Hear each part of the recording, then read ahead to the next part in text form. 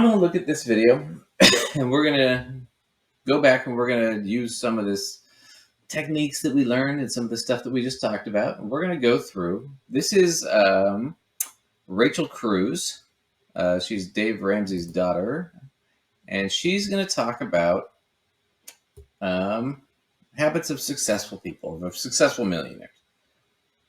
But she's going to break a lot of these rules. And then I want to use this as an example for you guys going forward.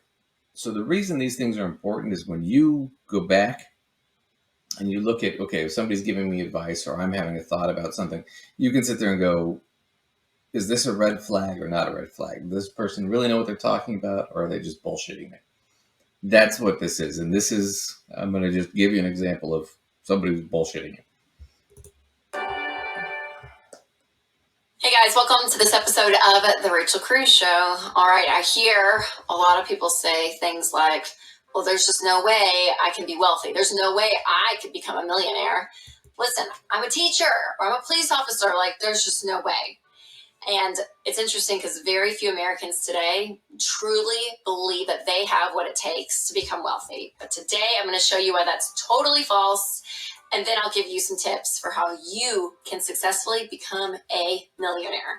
So our company, Ramsey Solutions, did the largest survey of millionaires ever with over 10,000 people that participated in this survey who have a net worth of $1 million. And here's what's so fascinating. The top 5 careers for millionaires in that study were engineer, accountant, teacher, someone in business management or a management role, and an attorney. Okay. Well, let's go back to that real quick. Oh, perfect. A management role and an attorney. Okay. So you know she goes from, okay, become wealthy to millionaire. All right. She's already done anchoring bias. Right? Millionaire, having $1 million is the same as being wealthy. She set the arbitrary number. It's an anchoring bias right there on the $1 million figure. She's also done some weird stuff with mental accounting on that. And we'll get into that in a second. The other thing is, let's look at the 5 professions that we're looking at. Engineer, bachelor's degree minimum. Accountant, yeah, you don't need a bachelor's degree, but most accountants or CPAs have them. But you also have to have licensing certification, so you at least the like associate's equivalent. Teacher, have to have a master's degree in most cases. Business management generally requires a master's degree, minimum bachelor's. Attorney, you have to have a doctorate. So these are all highly educated jobs. Now, when they're talking about millionaires too, I'll get into that in just a second. Hang on. It's fascinating. It's not like, oh, some big successful, celebrity or, fill in the blank. The average person out in America, those were the top 5 careers of them having a net worth of. Those are not the average people because they have college degrees. Only about 40% of the population has college degrees. So they're the top 40% educated. So they're not average. They're above average, just definitionally. Over $1 million. And also what was found is that. So here's the deal. When she's talking about a millionaire, what she's talking about are usually couples who have a net worth of $1 million. Now, a net worth means if you take all the things they own minus what they owe, their assets minus their liabilities, they're worth $1 million. Most of those people are couples. So individually, they're not millionaires. Together they are, but individually they're not. So it's 2 people. Most of those couples also, or people in those situations, half of their wealth is in their home. So it's not liquid money, which goes back to our mental accounting problem. We're counting the house as liquid money when it's not, because they're not living on that money. So $500,000 is in my house and I have $500,000 in retirement savings. I only have $500,000. I don't have that $500,000 in my house unless I sell my house and pay the taxes and all that crap. And even then, once I pay the taxes, I'm no longer a millionaire. So it's not really there to spend. So this idea is it's not really there. So we have the anchoring bias right away that $1 million equals wealthy, but then she's tacking to, well, it's net worth, but mental accounting, I'm saying, oh, well, but the house value accounts as liquid money equally when it doesn't, because you can't spend it. You can't spend your house. And the other thing is she's going through this survey of millionaires. Well, these people that took the survey, and I can tell you right now, the survey she's going through, most of these people are, people that follow her father and her, and they're sycophants, but they're answering it however they want. So it's already a biased survey going into it. But it's confirming what she wants to believe, which is anybody can do it. But she skips past the fact that the top 5 people, the top 5 professions that do it, all require college degrees or higher education at the very least. Most of them require graduate degrees. So we're already trying to split hairs here. So there's a confirmation bias where we're trying to fit the evidence to the conclusion. Now, the confirmation bias gets worse, and I'm going to show you this right here, what she's going to say. Also, what was found is that 79% of those millionaires didn't get any inheritance from family. So, That's it. Over 10,000 millionaires said, yep, 8 out of 10 of them said they got nothing from family. So that kind of proves the whole. That's not what they said.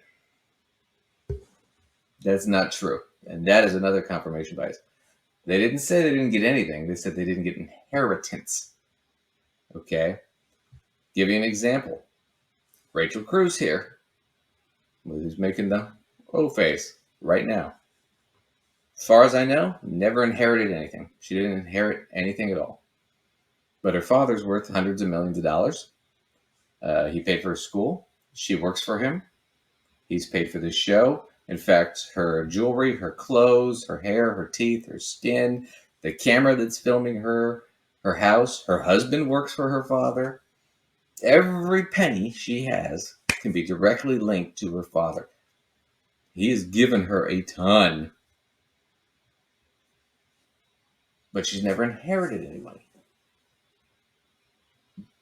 But does that mean she earned it all on her own? Or is there some nepotism involved here?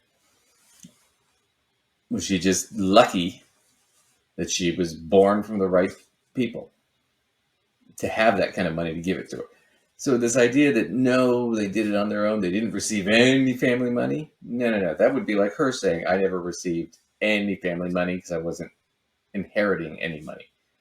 You were given a ton of money. So that's a confirmation bias. It also falls into what we talked earlier about, self-enhancement.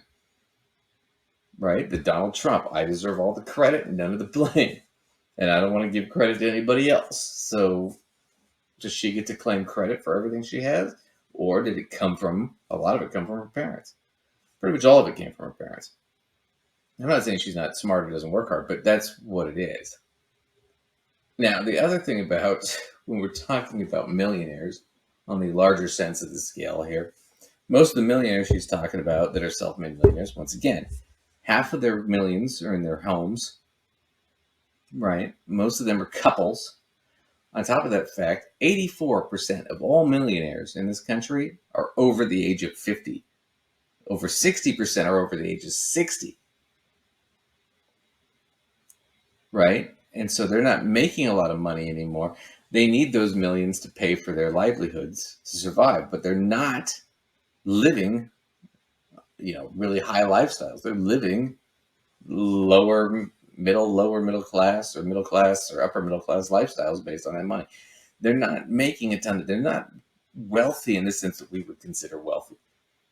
Once again, that goes back to anchoring. She's got an anchoring bias that $1 million makes you wealthy, but they're not living on that. They're not living like that. So all these things. So she's confirming all these biases. She's using them, and the bottom line is she's manipulating you into thinking, well, if you just listen to me and give me money, and pay for our schooling and our education or our products or whatever, you can be ultra wealthy, but wealthy is, well, actually, it's a millionaire thing that I've anchored it to it. And all this confirmation bias based on this weird study we did that's not backed or peer reviewed in any way. So it's all a big show. Now, is she totally aware of that? Is she guilty of it? I don't know. She might actually believe all this, which is a little bit sadder, but that's the reality. And so this idea that when you listen to these people and when you're watching these things, think about what it is they're saying. Think about what is the actual backing behind what they're saying and look at it. I mean, because we can just look at this video. We are a minute 30 in, and she's done anchoring bias, mental accounting bias.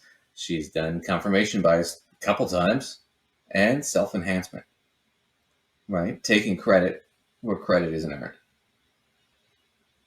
And she's misunderstood the numbers repeatedly with her confirmation bias. Oh, like, well, you have to